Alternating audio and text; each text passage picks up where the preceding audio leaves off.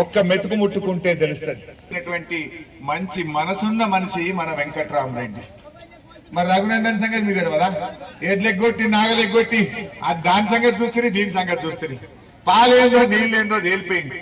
పాల లాంటి మనిషి, వెన్న లాంటి మనిషి మన వెంకట్రామరెడ్డి గారిని మనం గెలిపించుకుందాం. వెంకట్రామరెడ్డి పేరులోనే రాముడు ఉన్నాడు కాచెల్లే. వెంకటరామరెడ్డి పేరులోనే రాముడుగా సత్యవంతుడు, నీతివంతుడు, ప్రజలకు సేవ చేయగలిగే ఇవాళ ఓటుకు ఒట్టు పెట్టుండు రేవంత్ రెడ్డి. యాది పోతాడు దేవుడి మీద ఒట్టంటు. ఎందుకు నాయన ఒట్లు? నేను మొన్న తిక్కకొచ్చి ఒకటి సవాల్ వేసిన. అప్పుడేమో బాండ్ పేపర్లు రాసిచ్చిండు.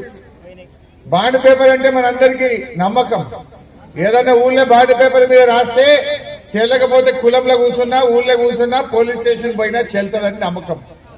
ఈ కాంగ్రెస్ వాళ్ళు జనం ఓట్లు వేయించుకోవాలని బాండ్ పేపర్లు రాసి 6 గ్యారంటీలు 100 రోజుల్లో అమలు చేస్తామని, మొదటి సంతకం దాని మీదనే పెడతామని, అసెంబ్లీలో చట్టబద్ధత తెస్తామని నమ్మించి ఓట్లు వేయించుకున్నారు.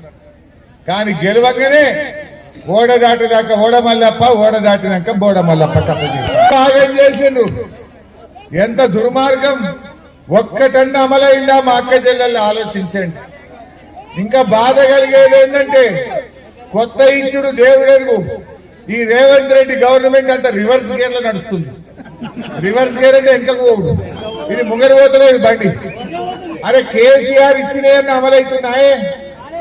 నేను మా అక్క చెల్లెల్ని అడుగుతున్నా, అయితే గజ్వేల్ దవాఖాన పోంది, లేకపోతే సిద్దిపేట దవాఖాన పోంది. మున్పటి లెక్క కేసీఆర్ కిట్ ఇస్తుండ్రు. దవాఖానలో డెలివరీ అయితే కేసీఆర్ కిట్ బంద్ అయింది. మున్పటి లెక్క